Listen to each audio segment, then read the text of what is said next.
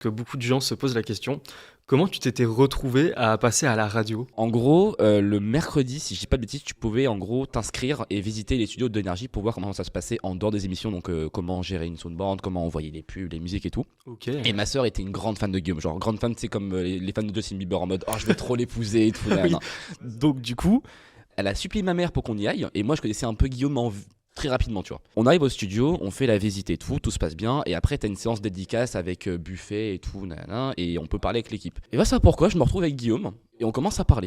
On parle, et de fil en aiguille, il y a un feeling qui se crée. Ma mère après vient, on commence à parler avec Guillaume. Moi je m'écarte un petit peu. Et 10 minutes après, ma mère vient me voir et me dit bon j'ai pris le numéro de Guillaume, il te rappellera dans quelques mois pour faire une émission avec toi. Incroyable. Donc ça a commencé par une émission très rapide, genre où en gros il avait juste besoin d'un assistant pour tenir des ballons et il venait des éclater et tout, c'est vraiment très bête. Hein.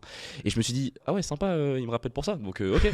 Et quelques mois après, il me rappelle en avril et c'est pour voir Maître Gims. Oh, le clash. Et là je suis en mode, ok, d'accord. Et je me suis dit, peut-être que je ferai qu'une émission et c'est terminé, ce qui en soi me paraissait logique. Et finalement non, après ça a duré pendant 4 ans et il y a eu donc toutes ces vidéos là qui sont arrivées.